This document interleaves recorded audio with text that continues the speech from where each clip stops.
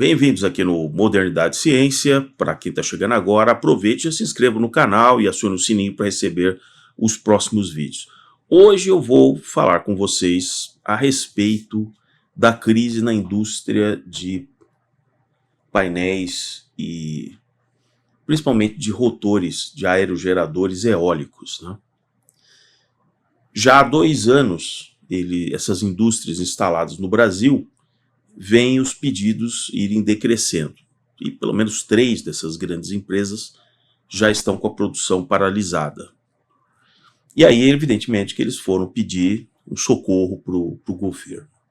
Quer dizer, o cara faz o projeto errado, faz o cálculo errado, o business plan aceita tudo, e aí quando dá tudo errado, eles socorrem realmente no governo. Realmente assim fica fácil, né, fazer empreendimento, assim fica muito fácil, né?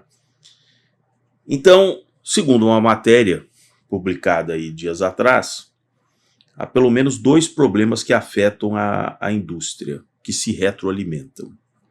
De um lado, há sobreoferta de energia no mercado regulado. Sim, eu vou deixar até alguns vídeos aqui, que eu já produzi.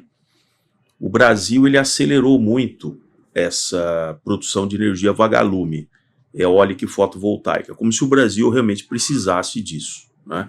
Quem precisa disso são os países que têm 60%, 70%, 80% da sua matriz energética em carvão e em petróleo, né?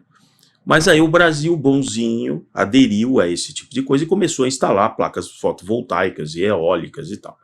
Que o Brasil tem uma capacidade geográfica muito propícia para esse tipo de energia, isso é inegável. Mas sempre vai estar lá, sempre estará lá. O problema é a velocidade com que isso foi sendo gerado, 15% num modal desta energia, os outros 10%, 12% no outro, ou seja, há uma sobreoferta dessa energia vagalume no sistema. E como a ANEEL já identificou desde outubro do ano passado, quando ela terminou o relatório, que eu vou deixar o vídeo aqui, que eu trato sobre isso, quando teve aquele apagão em agosto de 2023, começando pelo Ceará e se espalhando por ali cerca de quase 10 estados brasileiros.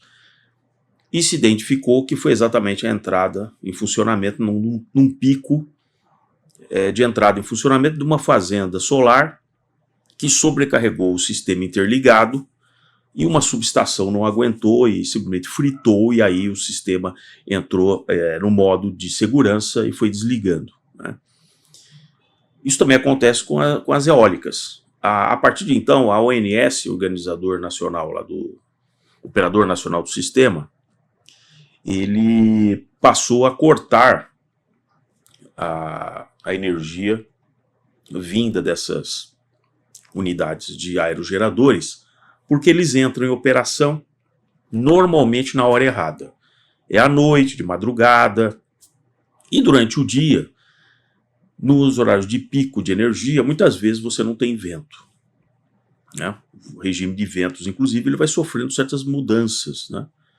Então, várias dessas fazendas ficam paradas no horário que você mais precisaria, e depois à noite sopra uma brisa, ele começa a tentar gerar, mas eu não preciso de energia, né?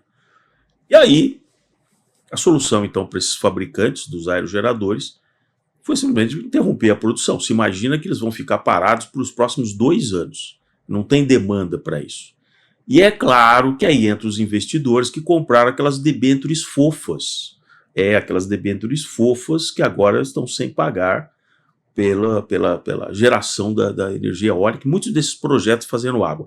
Eu já havia notado nesses últimos 2 anos a venda, e quando um private equity começa a vender coisas que ele investiu tempos atrás, até que ele já viu que chegou onde ele podia, e aí ele começou a passar para outros. Então a gente começa a ver sempre notícias do mercado, fulano de tal, vendeu para não sei quem, porque tem um mico rodando aí, e o nego não quer ficar com o mico, então o cara vai passando um mico para outro, vai passando um mico para outro. Então, o primeiro problema é a sobreoferta de energia, e a outra questão é que há uma concorrência muito grande com as placas fotovoltaicas, que o preço caiu muito. A instalação de placas fotovoltaicas principalmente em telhados e locais, assim, é muito mais barato do que os grandes geradores.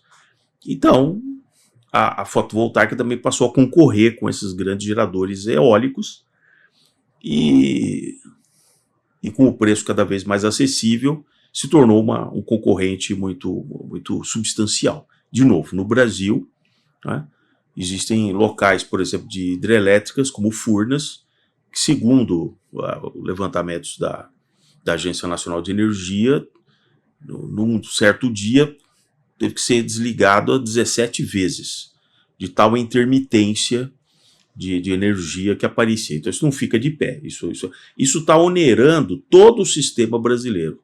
Olha que interessante, você buscar uma energia fofa, limpa e não sei o que e tal, né, não tem problema nenhum. O problema no Brasil foi a magnitude e a velocidade com que isso aconteceu. Né? Você numa fazenda, instalar energia para o seu uso das suas máquinas da fazenda é muito bem-vindo e tal. Agora, você achar que vai se criar essas gigantescas fazendas e interligar isso no sistema, isso vai ser um grande problema no Brasil, que vai acarretar no uso cada vez maior de termoelétricas que ficam ali de stand-by.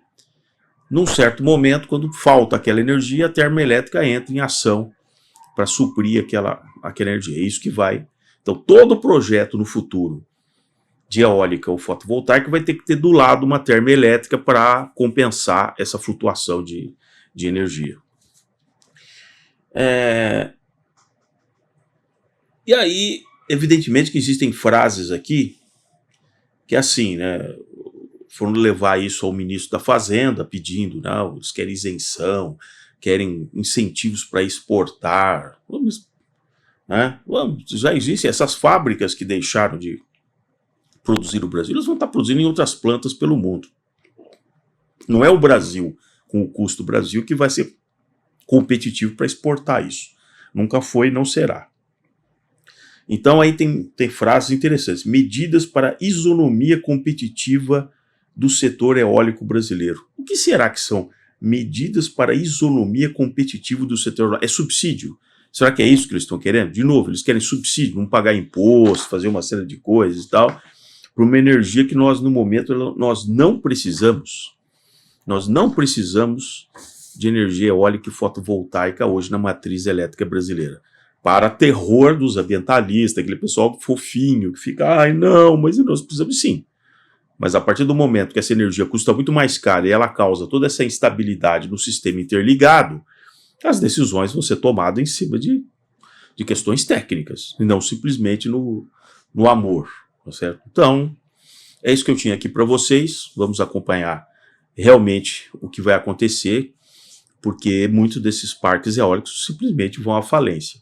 À medida em que eles não produzem, o equipamento está lá, você tem toda uma obsolescência que vai chegando.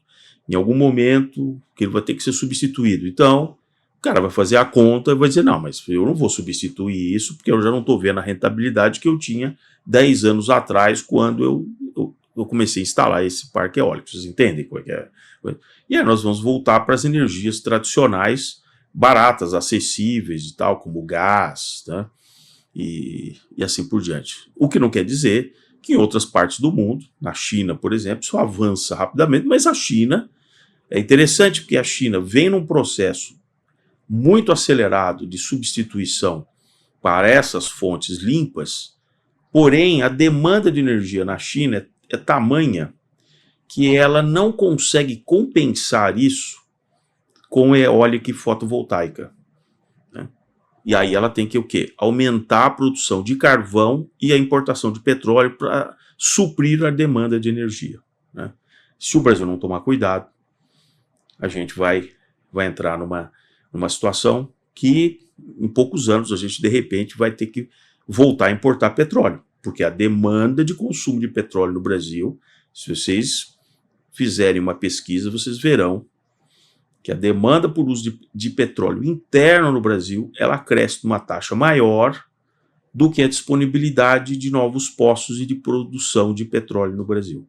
Daí a Petrobras está desesperada em pegar ali a margem equatorial. Se nós não começarmos até o fim da década a efetivamente explorar o petróleo ali, nós voltaremos a ser importadores. Aí vocês vão realmente procurar né, todas aquelas ONGs, aquelas, sabe, aquelas ministras, os bichinhos da floresta, né? Então aí vocês vão realmente procurar todo esse pessoal para dizer, e aí, como é que ficou agora, né? O Brasil voltou a ser importador de petróleo.